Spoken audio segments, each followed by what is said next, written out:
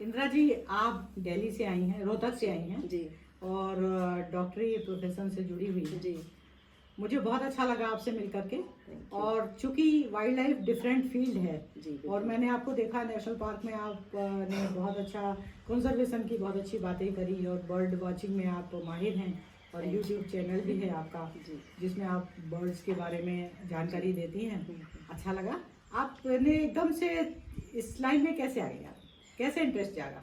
अब देखिए, जैसे मेडिकल के लिए हम पढ़ते हैं बायोलॉजी, ठीक है, तो बायोलॉजी में सभी जीवों के बारे में हम पढ़ते हैं, तो वो तो एक इंटरेस्ट आपका रहता ही है सभी तरह के जीवों में।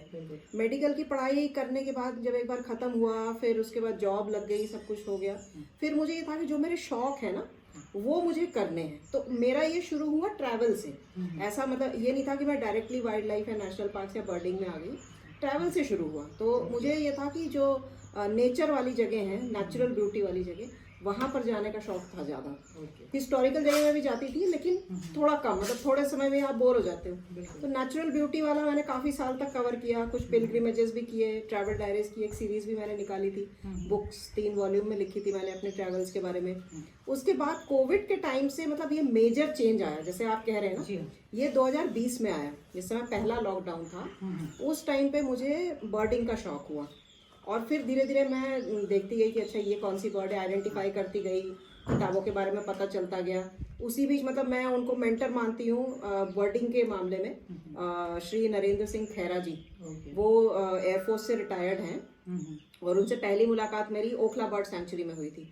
तो उन्होंने मुझे कुछ बर्डिंग ग्रुप्स में ऐड किए दिल्ली एनसीआर के, उनसे मुझे बहुत सारी इन्फॉर्मेशन मिली। तो मतलब अगर मेरे को वो नहीं मिले होते या कोई ऐसी हेल्प नहीं मिली होती तो शायद मैं जैसे 5 सालों में जो भी मुझे इन्फॉर्मेशन बर्डिंग के बारे में हुई है उसे बहुत कम होती, क्योंकि वो एक इंटरेस्ट मेरा बहुत तेजी से बढ़ा उस वजह से। फिर मैंने एक ऑर्निथोलॉजी का कोर्स भी किया लास्ट ईयर, NPTEL का स्वयं का कोर्स है, जो भी लोग इंटरेस्टेड हैं बर्ड वॉचिंग में वो कर सकते हैं उस कोर्स को। तो उससे भी मुझे बहुत सारी नॉलेज मिली इस बारे में। तो अब वही बर्ड्स को देखने के लिए नेशनल पार्क्स में जाना होता है। जब आप वहाँ जाते हो तो फिर आपको वहाँ की इकोलॉजी, एनवायरनमेंट के बारे में, कैसे पेड़ हैं, क्या वेजिटेशन है, दूसरे जानवर क्या हैं, उसके बारे में भी आपको नॉलेज हो जाती है। तो बस इसी तरह से चलता गया। अगर हम चाहें आप बांधवगढ़ में फिर से आएँ और यहाँ के जो विलेजर्स हैं उनको बर्ड के बारे में जानकारी दें, तो क्या आप आना पसंद करेंगे? बिल्कुल, खुशी से, शौक से। तो हम एक नेचर कैंप लगाएंगे बिल्कुल, और हम चाहेंगे कि आप वहाँ आकर के बिल्कुल और आप अपने अनुभव बच्चों के साथ शेयर करें, उससे उनको भी नॉलेज होगा। बिल्कुल, पक्षियों के बारे में मैं जो भी मुझे लगता है कि मैं उनकी भाषा में उनको समझा पाऊंगी, मैं पूरी कोशिश करूंगी। अच्छा, बातचीत के दौरान मुझे ये भी लगा कि आप ज्योतिष में भी बहुत इंटरेस्ट रखती हैं। हाँ जी, इस फील्ड में भी कहाँ कैसे आ गई आप? ज्योतिष का तो मुझे स्कूल से ही इंटरेस्ट था, लेकिन वो जैसे सभी को होता है ना, थोड़े थोड़े लिंडा गुडमैन ये सब पढ़ते हैं लोग।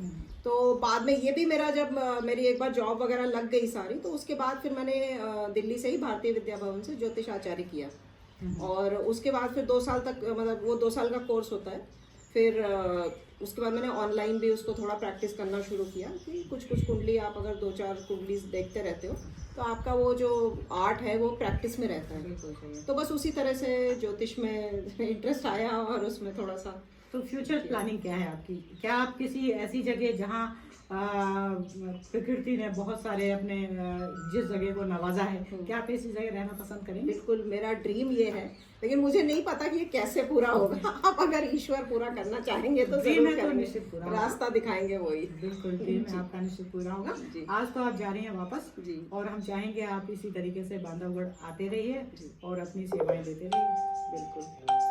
Thank you.